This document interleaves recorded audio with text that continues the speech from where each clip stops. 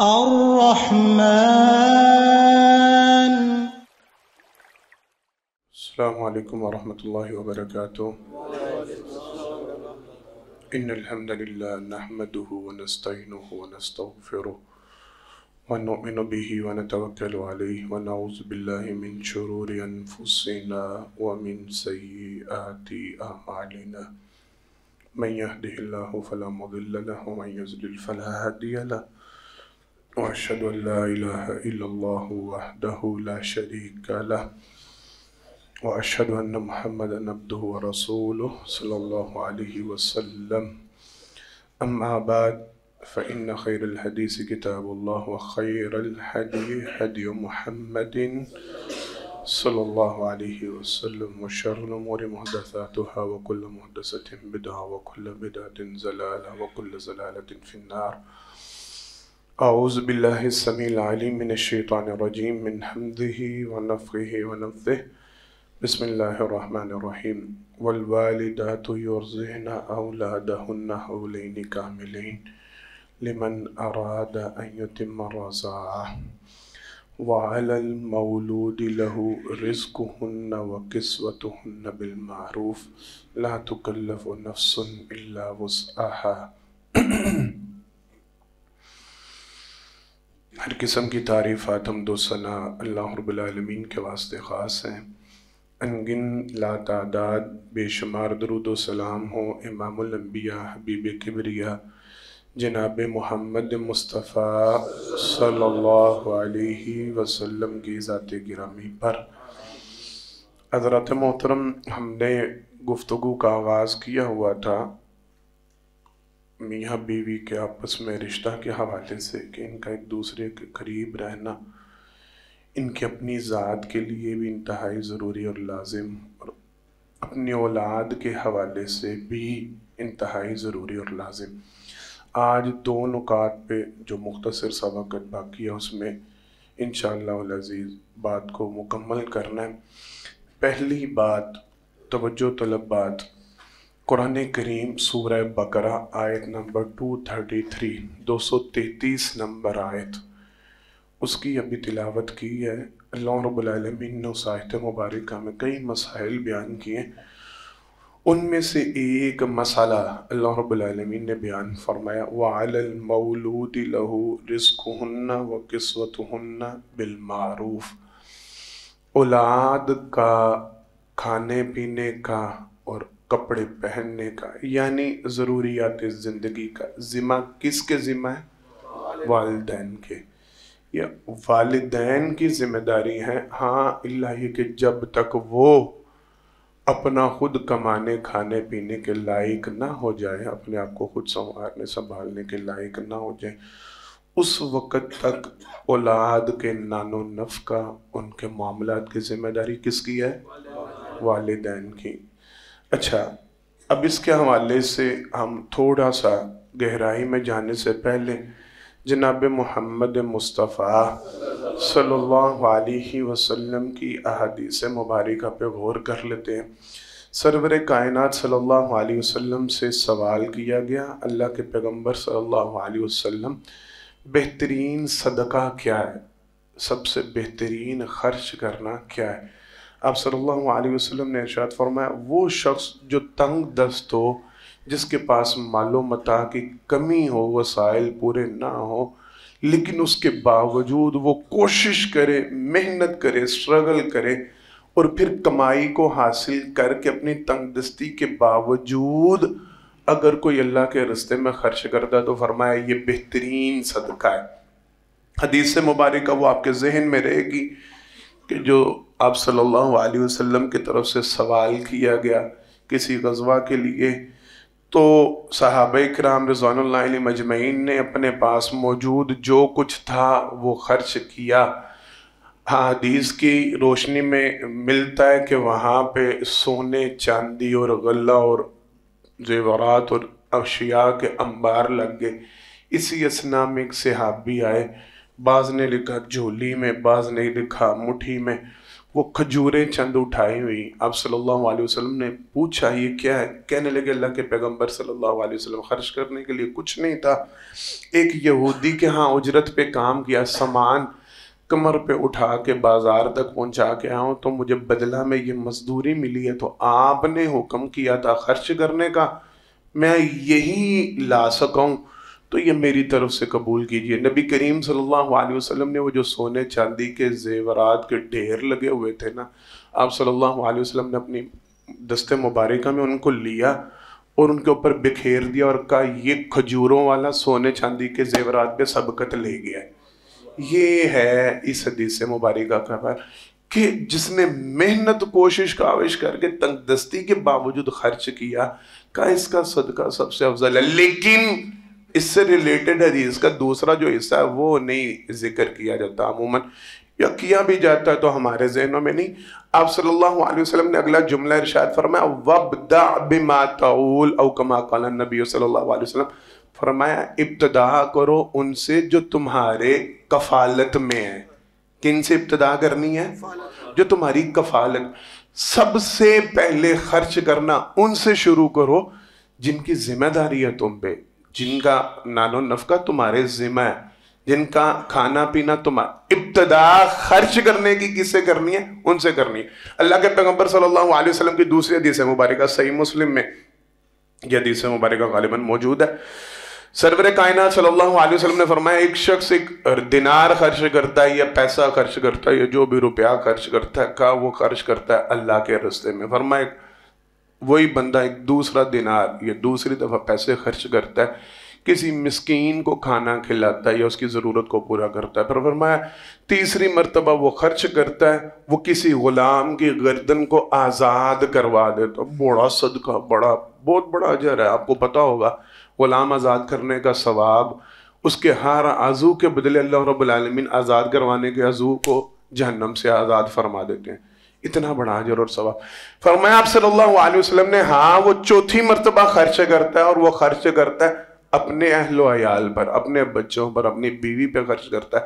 آپ صلی اللہ علیہ وسلم نے فرمایا اس کا یہ خرچ کیا، 4 جگہ پہ اس نے خرچ کیا، اللہ کے راستے میں خرچ کیا، غلام کو آزاد کرنے کے لیے خرچ کیا، کسی مسکین کی ضرورت کو پورا کرنے کے لیے خرچ کیا، اپنے اہل و عیال پہ خرچ کیا۔ آپ صلی اللہ علیہ وسلم نے فرمایا ان سب میں سب سے زیادہ افضل وہ ہے جو اس نے اپنے اہل و عیال پہ خرچ کیا ہے۔ بات سمجھ میں آئی ہے؟ اللہ رب العالمین کے راستے میں دینا، مسکین کی ضرورت کو پورا کرنا، غلام کو آزاد کرنا، اس سے زیادہ افضل کون کہہ رہا ہے؟ بولنے سارے، جناب محمد مصطفیٰ صلی اللہ علیہ وسلم۔ شریعت میری اور آپ کی بنائی ہوئی ہے، فیصلہ میں نے اور آپ نے کرنا ہے۔ مفتی صاحب نے، حضرت صاحب نے، حاجی صاحب نے، نمازی صاحب نے، یا کسی بھی معذرت کے ساتھ کسی نے فیصلہ کرنا ہے کہ نہیں تو سارے پیسے بچیاں دی اڑائی جانا، تو مسیطیں دینا نہیں دو، میں منع نہیں کر رہا کہ مسجدوں کو نہ دو، دینا چاہیے لازمی، لیکن آپ کی اولین ذمہ داری وَابْدَعْ بِمَا تَعُولُ، جو آپ کے نان نفقہ، جن کا بچے بھوکے مر رہے ہیں، بیوی کے کپڑے پہننے لائق نہیں ہیں، یہ باہر عیاشیاں کر رہا ہے، یہ باہر خرچ کر رہا ہے، دوستوں پہ اڑا رہا ہے، نہیں وَابْدَعْ بِمَا تَعُولُ۔ او بھائی جن کی ذمہ داری تیرے ذمہ لگائی گئی ہے، سب سے پہلے ان کی ذمہ داری۔ اچھا ایک اور بات، اور یہ بات آپ کے لیے آج نہیں ہونے والی ہے، شاید میں نے پہلے ایک دفعہ یہاں پہ بیان کی تو میرے کچھ ساتھی تھے تو وہ بڑا حیران ہوئے، اسی مسجد کے، جناب محمد مصطفیٰ صلی اللہ علیہ وسلم کی حدیث مبارکہ ایک صحابی حاضر ہوئے اور آگے عرض کی اللہ کے پیغمبر صلی اللہ علیہ وسلم میرے پاس ایک دینار، اللہ ان پر صحابہ پر اپنی کروڑوں رحمتیں نازل کرے، ایک ایک معاملہ میرے اور آپ کے لیے کھول کے دیا، بڑی وضاحتیں، بڑے سوال و جواب، اللہ کی قسم میں سمجھتا ہوں ہمیں سمجھانے کے لیے، ہمارے لیے رستے کھولنے کے لیے، ہمارے دل و دماغ کی کھڑکیاں کھولنے کے لیے۔ کہ اللہ کے پیغمبر صلی اللہ علیہ وسلم میرے پاس ایک دینار ہے، میں کہاں پہ خرچ کروں؟ اب صلی اللہ علیہ وسلم نے فرمایا علی نفسی، اپنے نفس پہ خرچ کر، اپنی ذات پہ خرچ کر۔ کہا میرے پاس ایک دینار اور بھی ہے، اس کو کہاں پہ خرچ کروں؟ ابتدا، تعلیم، تربیت، جناب محمد مصطفیٰ صلی اللہ علیہ وسلم نے ارشاد فرمایا اس کو اپنی اولاد پہ خرچ کر۔ کہا ایک دینار اور بھی ہے، آپ صلی اللہ علیہ وسلم نے فرمایا اپنی بیوی پہ خرچ کر۔ ترتیب سن رہے ہیں؟ ترتیب سمجھ رہے ہیں نا؟ کہا پہلا دینار کہا اپنی ذات پہ خرچ کر لے، کہا دوسرا دینار کہا اپنے بچوں پہ خرچ کر، کہا تیسرا دینار آپ صلی اللہ علیہ وسلم نے فرمایا اپنی بیوی پہ خرچ کر، کہا چوتھا دینار اللہ کے پیغمبر صلی اللہ علیہ وسلم آپ صلی اللہ علیہ وسلم نے فرمایا جو تیرے قرب و جوار میں ہیں، جو تیرے عزت و اقربا میں ہیں ان پہ، اپنے ہمسایوں پہ، پانچواں دینار کا اللہ کے راستے میں، کا چھٹا دینار کا جس کو تو بہتر سمجھتا اس میں۔ اب اس میں نے ترتیب کیا ہے، تھوڑا سا معاملہ جس کے لیے میں نے اس بات کو چھیڑا، جس کے لیے میں نے اس بات کا تذکرہ کیا، باتیں اس حوالے سے بھی بے شمار ہیں، یعنی اس موضوع کو اگر بیان کیا جائے تو کافی طویل موضوع ہے۔ اولاد کا نان و نفقہ، جب شادی بیاہ ہوتا ہے تو اب تو ہمارے وہاں پہ لکھا بھی ہوتا ہے، ہمارے نکاح نامے پہ بھی درج ہوتا ہے، بیوی کے نان و نفقہ کی ذمہ داری کس کی ہوتی ہے؟ خامد کی۔ کمانا، باہر نکلنا، جاب کرنا، مزدوری کرنا، یہ بیوی کی ذمہ داری نہیں، یہ خاوند کی ذمہ داری ہے۔ خاوند کا کام، بیوی کا کام گھر سنبھالنا، بیوی کا کام گھر سنبھالنا، اولاد کی دیکھ بھال کرنا، یہ سارے معاملات، لیکن کمانا یہ تو مرد کی ذمہ داری ہے۔ گھر کی ضروریات، یہ اسی میں سے ایک نقطہ نکلے گا اور لے جائیں، گھر کی ضروریات، واشنگ مشین، اوون، فریج، یہ ذمہ داری، آوازیں ختم ہو گئی ہیں، خاوند کی ذمہ۔ یہ بیوی سے نہیں مانگنا، جاؤ ابا جی سے کہو تمہارے جیب میں فریج نہیں تھی آئی تو ہمیں فریج تو لے کے دیں، تم کو ہاں ان کو اسی تو لگوا کے دیں۔ اور نہیں بھائیو، یہ بیوی کی ذمہ داری، اونچی بولو سارے، گھر کا فرنیچر جس کے اوپر سوتے ہو، اللہ کی قسم بات تکلیف دے گی، دکھ دے گی، آپ کو اذیت دے گی، لیکن کیا ہے؟ حقیقت ہے، اصلیت ہے۔ اور یہ بیڈ اور یہ تمہارا ڈریسنگ اور یہ اس کی ذمہ داری، بولو کس کی ہے؟ اور یہ بیوی کی ذمہ داری نہیں ہے، یہ بیوی کا معاملہ نہیں ہے۔ نان و نفقہ پورا کرنا تو تمہارے ذمہ ہے، کھانے پینے کے اخراجات اور ضروریات زندگی یہ پوری کرنا یہ تمہارے ذمہ ہے۔ پیٹیاں، کیا ایک گندا چیپٹر کھل گیا ہوا ہے ہمارے معاشرے میں، بیچارے ماں باپ اپنے کھانے پینے سے آوازار ہیں لیکن لوگوں کے سامنے ہاتھ پھیلا رہے ہیں۔ اللہ کی قسم ایک آدھی نہیں، ہزاروں مثالیں، مجھ سے زیادہ آپ لوگ ان کو فیس کرتے ہوں گے، آپ دیکھتے ہوں گے۔ حضرت صاحب مدد کر دے، بچی کی شادی کرنی ہے، عام مساجد میں ہوتے ہیں اعلان کے نہیں بولنے ہوتے ہیں اعلان، وہ بچی کی شادی کرنی ہے تو اس کے لیے تعاون کر دے، کو سامان لے دے، رضائیاں لے دے، بسترے۔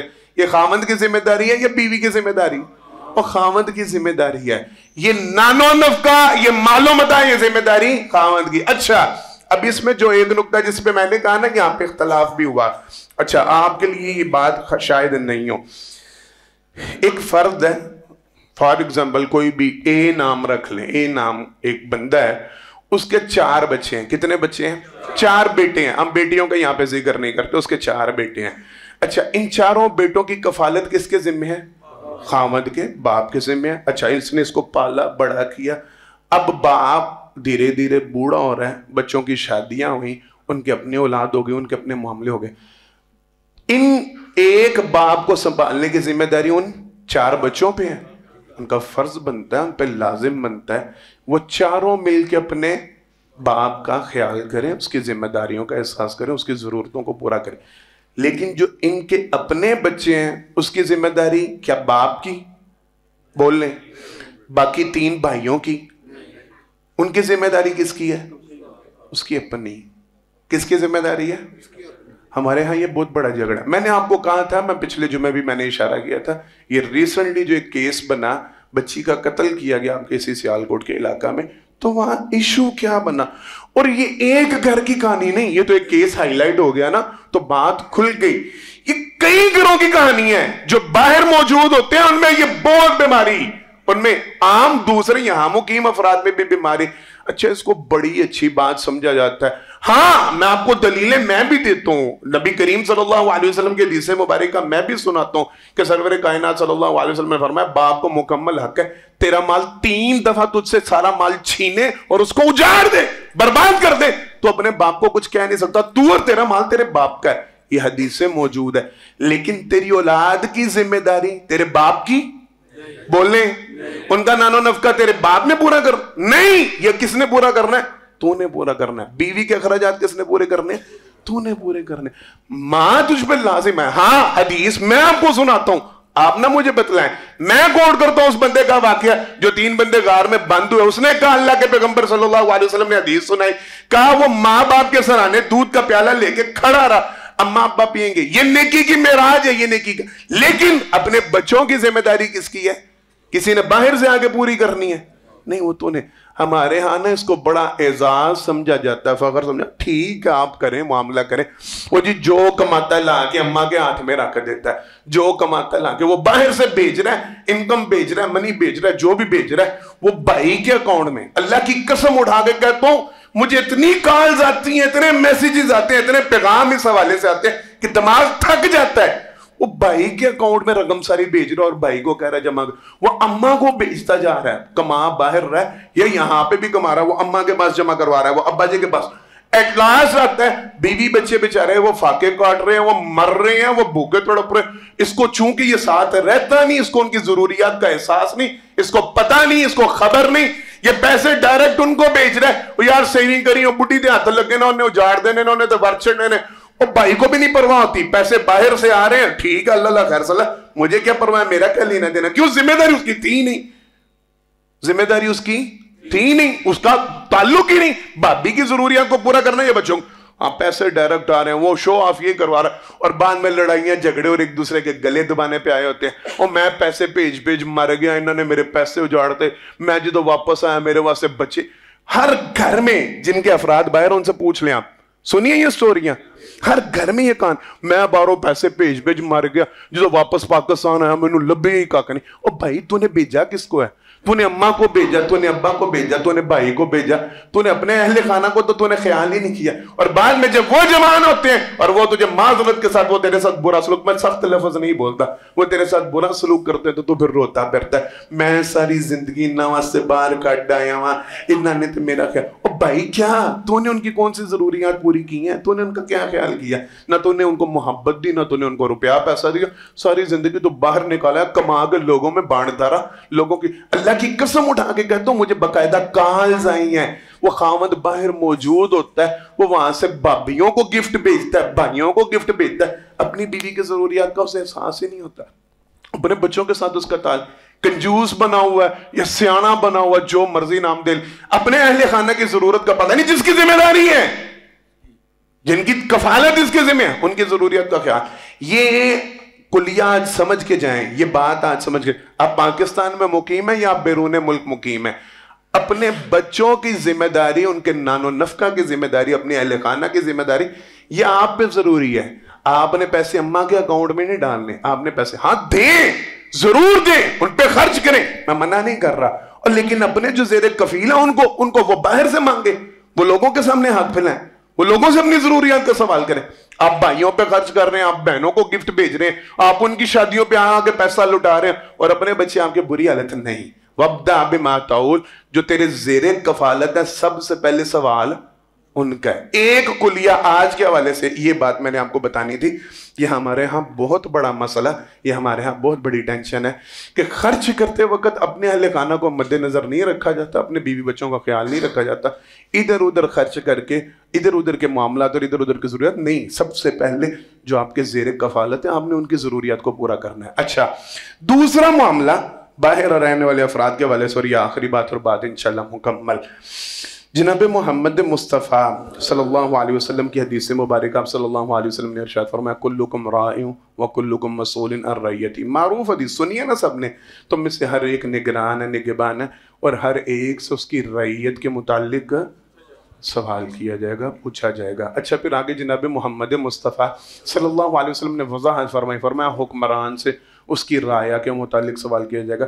والرجل مسئول عن اہلہ، آپ صلی اللہ علیہ وسلم نے فرمایا آدمی سے اس کے اہل خانہ کے متعلق بولیں پوچھا جائے گا. سوال، کیا تربیت کی ان کی، کیا پرورش کی ان کی، کیا معاملہ رہا ان کا.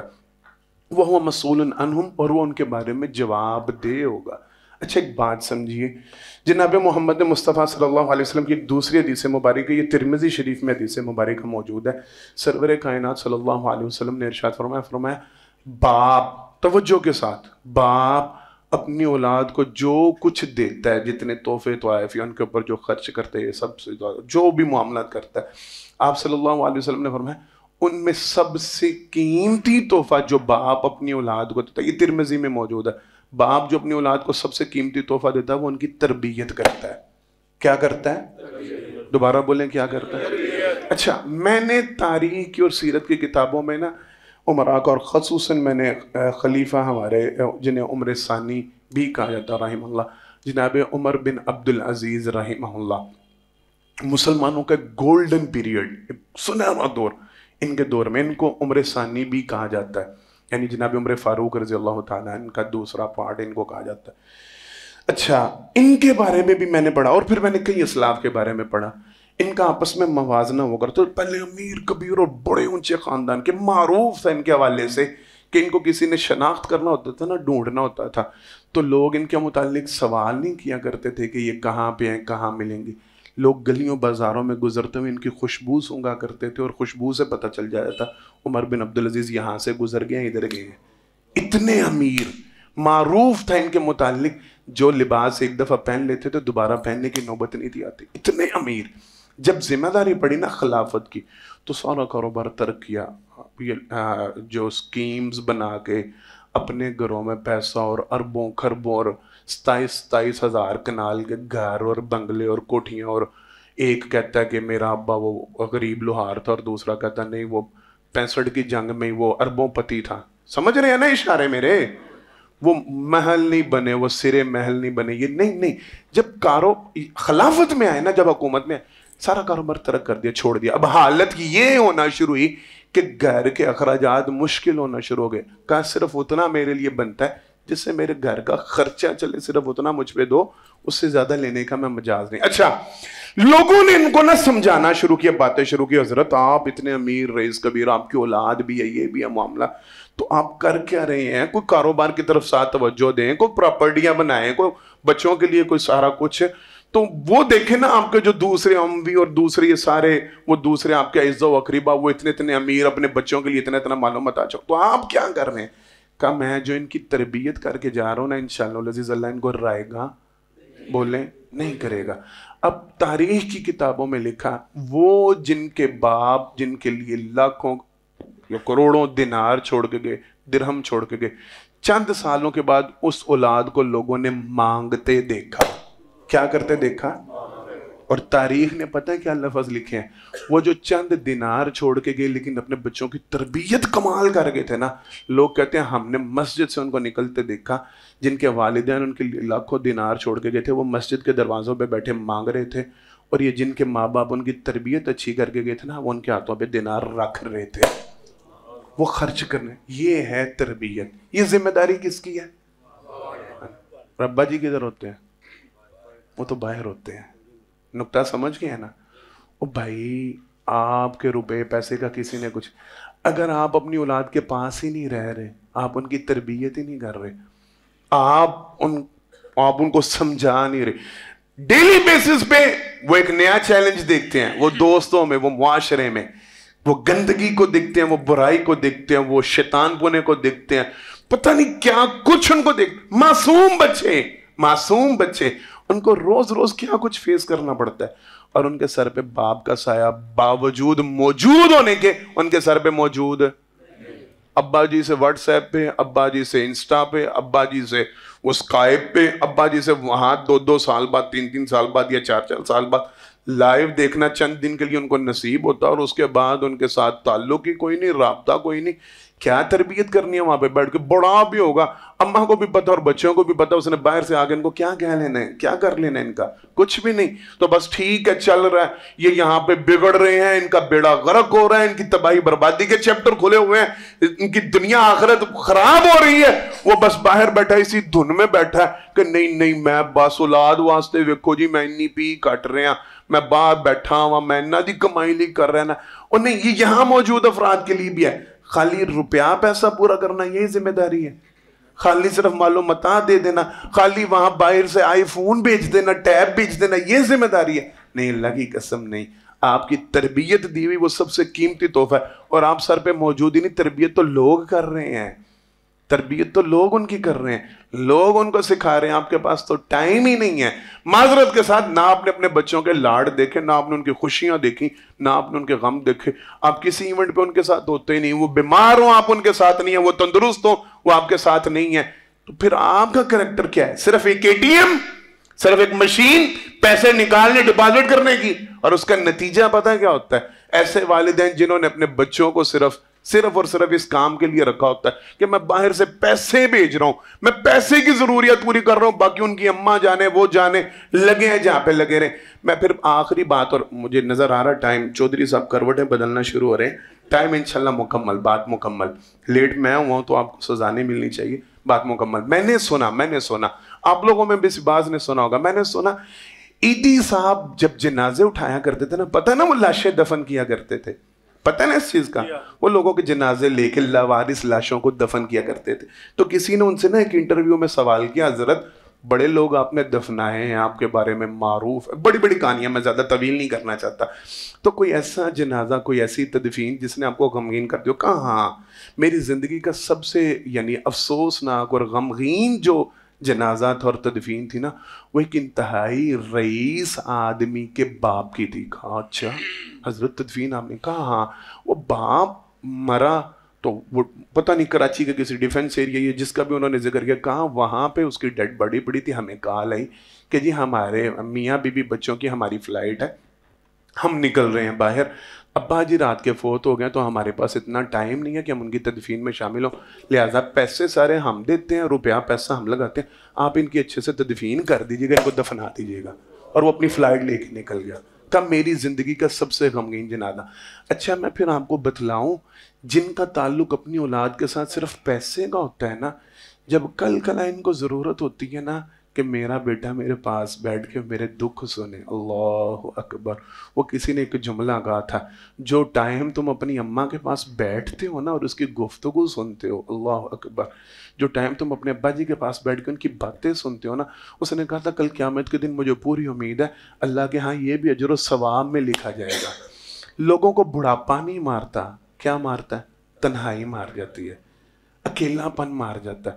اور تم سمجھ رہے ہو تم دوسرے شہر میں بیٹھے، تم دوسرے ملک میں بیٹھے، وہاں سے وہ سردیاں آئی ہیں لو نواں سویٹر لے لو، گرمیاں آئی ہیں لو نواں سوٹ لے لو، اور تمہارے پاس ٹائم ہی نہیں ان کی گفتگو سننے کا۔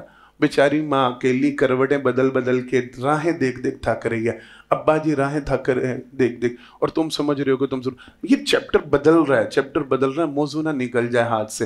اور بھائی یہ معاملہ ان کے ساتھ ہی ہوتا ہے، یہ معاملہ جب آپ نے اپنی زندگی میں اپنے بچوں کو صرف پیسے ہی دیا، لاڈ پیار نہیں دیا، محبت نہیں دی، کل آپ پہ بھی وقت آئے گا تو وہ آپ کو پیسہ دے کے سمجھیں گے ہم نے ضرورت پوری کر دیا۔ نہیں، ضرورت پوری نہیں ہوتی، ضرورت تب ان کو ٹائم دیں، ان کے پاس موجود رہیں، ان کے غم سنیں، ان کی خوشیوں میں شریک ہوں، ان کے معاملات کو دیکھیں، اور یہ تب بھی ممکن ہے جب آپ اولاد کے سر پہ موجود ہوں گے، ان کے ساتھ ہوں گے۔ لہذا حت الامکان آخری حل میں آپ کو اس کا یہ بتا دوں، آپ نے جانا باہر جانا ضرور جائیں، میں نہیں آپ کو روک رہا، آپ کو گورنمنٹ نہیں روک سکی، آپ ڈنکیاں لگا لگا کے 44 بندے آپ کے ایک ایک دن میں ڈوب ڈوب کے مر رہے ہیں، آپ جو جی چاہتا آپ کا کریں، لیکن اس کا حل میں آپ کو جانا ہی ہے نا، باہر جانا ہے تو اپنے اہل و عیال کو ساتھ لے کے جائیں، اپنی فیملی کو ساتھ لے کے جائیں، تاکہ یہ محروم نہ ہو آپ کی محبت سے، آپ کی صحبت سے۔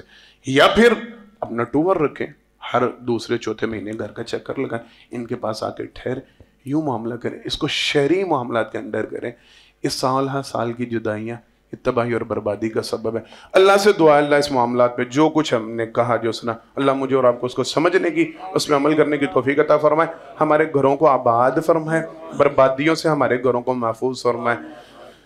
آخر دعوانا الحمدللہ رب العالمین۔ ان الحمد للہ نحمدہ ونستعینہ ونستغفرہ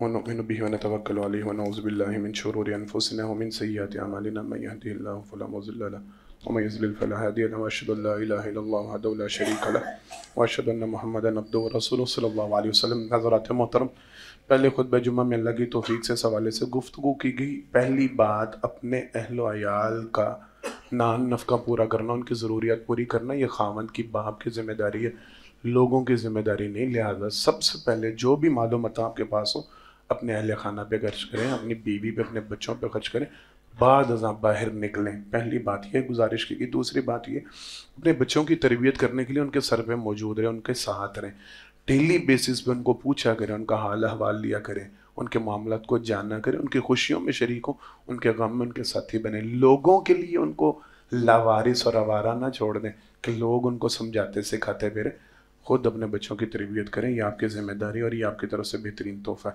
اللہ مجھے اور آپ کو سمجھنے کی اور عمل کرنے کی توفیق عطا فرمائے۔ ہماری مسجد کے بہت ہی پیارے ساتھی اور بڑے پرانے ساتھی خالد انصاری صاحب، پچھلا جمعہ بھی چودھری صاحب بتا رہے ہیں، یہیں پڑھ کے گئے، وہ وفات پا گئے، انا للہ و انا الیہ راجعون۔ ان کے لیے دعا کرے اللہ ان کی مغفرت فرمائے، ان کی قبر کو جنت کا باغیچہ بنائے، ان کے درجات کو بلند فرمائے۔ مصری زاہد صاحب، ان کی والدہ بیمار، ان کے لیے دعا کرے اللہ ان کو شفائے کاملہ وعجلہ عطا فرمائے۔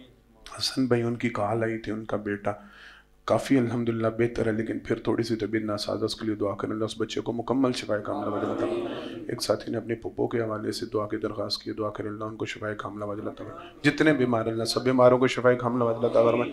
پریشان حالوں کی اللہ ساری پریشانیاں دور فرمائے، غمگینوں کے سارے غم اللہ دور فرمائے۔ ہماری اس مسجد میں الحمدللہ قاری صاحب محترم فجر کی نماز میں جو قرآن کریم پڑھتے ہیں اس کی تکمیل ہو رہی ہے انشاءاللہ، تو کل بروز ہفتہ بعد نماز عشاء ہمارے ترجمہ کلاس کے استاد قاری خلیق الرحمان صاحب، وہ انشاءاللہ کل درس قرآن ارشاد فرمائیں گے بعد نماز عشاء۔ نماز قاری صاحب کتنے بجے ہے؟ 7:15 بجے انشاءاللہ نماز ہے۔ کل بروز ہفتہ بعد نماز عشاء قرآن کریم کی تکمیل کا یہ درس ہوگا، تو سارے ساتھی لازمی پہنچنے کی کوشش کریں۔ خواتین کے لیے بھی انشاءاللہ انتظام ہوگا پردہ کا۔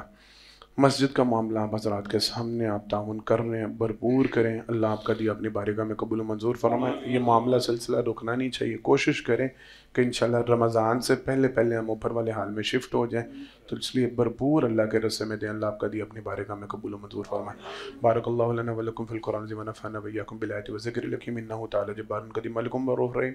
سبحان ربک رب العزۃ عما یصفون وسلام علی المرسلین والحمد للہ رب العالمین۔